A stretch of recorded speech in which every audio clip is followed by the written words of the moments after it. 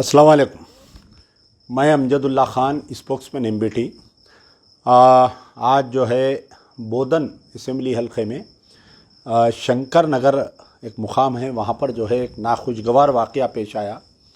एक 13 साला मासूम लड़की को जो है एक दरिंदा, रवि नामी दरिंदा जो है एक मासूम बच्ची के साथ रेप किया और मुसलसल कोई बोल रहे हैं 2-3 दिन तक ये रेप चलते रहा और लड़की के हाथ पैर बांधकर रेप किया। तो ये बड़े अफसोस की बात रही कि ये रवि का ताल्लुक़ जो है सियासी पार्टी बीआरएस से है और इसका भाई जो है वहाँ का बोधन म्यूनसिपालिटी का फ्लोर लीडर भी है और सिटिंग काउंसलर भी है उन्हें। तो ये वाक़या बड़ा ही बदबख्ताना है। लेकिन वहाँ के जो रुकन असम्बली है जनाब आमिर शकील साहब, जैसे ही वाक़ये की इत्तला मिली मौके वारदात पर पहुँचे और उनका बयान भी मैं सुना कि सख्त से सख्त कार्रवाई करेंगे और कसम भी खाए उन्होंने कि मैं इसको फांसी की सज़ा दिलवाऊंगा बोलकर। तो ये बड़ी अच्छी बात है कि आमिर शकील साहब वहाँ पर मौके वारदात पर पहुँचे और इतना बड़ा इक़दाम लिए कि वो फ्लोर लीडर और वो काउंसलर को पार्टी से मुअत्तल किए और आपके उसके भाई रवि को भी जो बीआरएस पार्टी से ताल्लुक़ रखता है उसको मुअत्तल किए।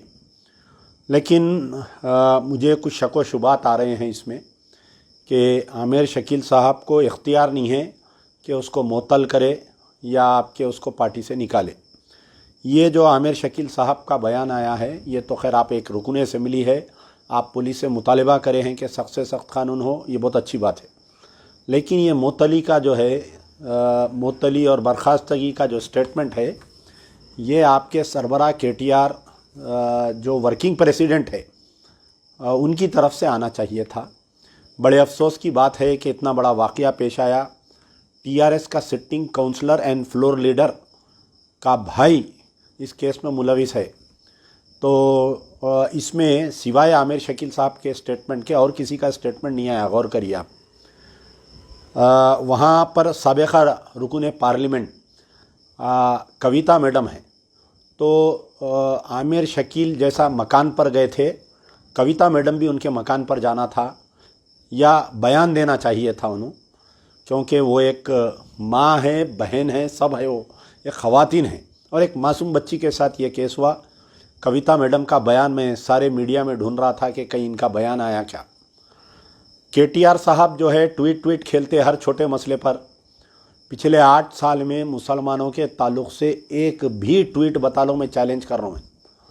अगर ये रेप अगर कोई दलित की लड़की के साथ होता या कोई गैर मुस्लिम लड़की के साथ होता तो केटीआर साहब का फौरी ट्विटर आ जाता था। लेकिन ये वाक़या पेश आके तकरीबन 10 घंटे हो रहा, केटीआर साहब का ट्वीट नहीं आया अभी तक। केटीआर साहब इसकी मज़म्मत करना चाहिए था, फ़ोन पे बात करना चाहिए था कमिश्नर से। जिस तरीक़े से दिशा के जानियों को, जिस तरीक़े से दिशा के रेपिस्टों को जो हरकत की गई थी, इसकी भी हरकत वही होना चाहिए था अभी तक। खैर बेचारे आमिर शकील साहब जो बहैसियत रुकन असम्बली उन्होंने कर रहे हैं, एक भाई की हैसियत से भी, क्योंकि मुझे ये मालूम हुआ कि इनकी अहलिया जो रुकन असम्बली साहब की अहलिया है वो इस क्योंकि ये लड़की के वालिद नहीं हैं तो हर माहाना कुछ 5 से 6 हज़ार रुपये कई सालों से इनको देते हैं। तो इस ख़ानदान की सरपरस्ती भी यही करते हैं। तो हो सकता है कि वो अपने से जितना हो सकता करेंगे, लेकिन रेपिस्ट जो है वो एक सिटिंग काउंसलर और फ्लोर लीडर का भाई है उन्हें। तो कहीं ना कहीं आमिर शकील के भी हाथ पैर बंद दिए जाएंगे इस मसले पर। तो मुझे शक व शुबात इसलिए है, मैं आपको याद दिलाना चाहता हूं कि 20 नवंबर 2020 को एक मधु यादव नामी एक शख्स जो टीआरएस का लीडर था, मोइनाबाद में उसके घर में 2 मासूम लड़कियां काम करते थे। एक लड़की की जो है उसके घर में से लाश लटकी हुई निकली। बाद में पोस्टमार्टम में ये मालूम हुआ कि वो लड़की प्रेग्नेंट थी और बाद में मजीद तहकीकात में ये मालूम हुआ कि कई दिनों से ये मधु यादव वो लड़की का जो है रेप कर रहा था। ये वाक़या जो पेश आया ये जो दिशा, डॉक्टर दिशा का रेप और मर्डर केस के थोड़े दिन के बाद में ये केस पेश आया। जब डॉक्टर दिशा का रेप हुआ तो गवर्नर, मोहतरमा गवर्नर मैडम उनके घर को गए।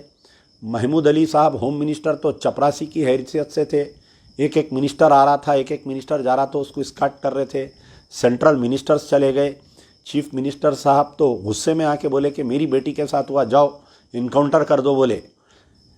डॉक्टर दिशा के वाक़यात में जो पुलिस की तहकीक़ात और जो गुस्सा था वो मधु यादव के ख़िलाफ़ में नहीं था। मधु यादव जेल से बाहर निकला, फिर दोबारा उन्हें टीआरएस पार्टी में एक्टिव हो गया, वही खंडवा डाल के उन्हें टीआरएस पार्टी में एक्टिव है।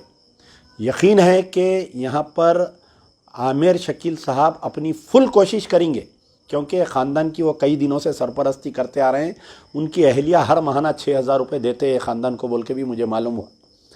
तो इनकी सरपरस्ती करेंगे, लेकिन क्योंकि जो जानी हैं वो कौन है नहीं मालूम, उसकी पुष्पनाई कहीं ना कहीं की जाएंगी इसकी।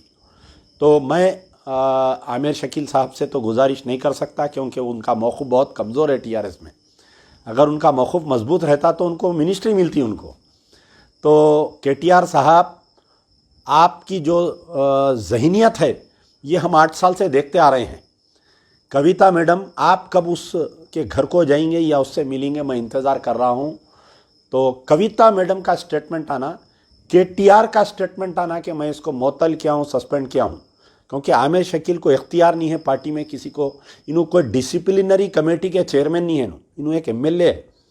तो सस्पेंड करना और डिसमिसल फ्रॉम पार्टी करना, ये जो है इसका इख्तियार सिर्फ केटीआर को है। क्या कोई वर्किंग प्रेसिडेंट है या केसीआर को है, उन्होंने प्रेसिडेंट है। तो अच्छा होता कि केटीआर का इसमें स्टेटमेंट आता, और जो हमारे चूचू का मुरब्बा है उसका भी कोई स्टेटमेंट नहीं आया। बड़े अफसोस की बात है कि एक लड़की के साथ ऐसा वाक़या हुआ। इस स्टेट के होम मिनिस्टर जनाब महमूद अली साहब भी खामोश है, वो पता नहीं क्यों खामोश है। अभी तक वाक़या हो के 8 घंटे 10 घंटे होने को आ रहा है।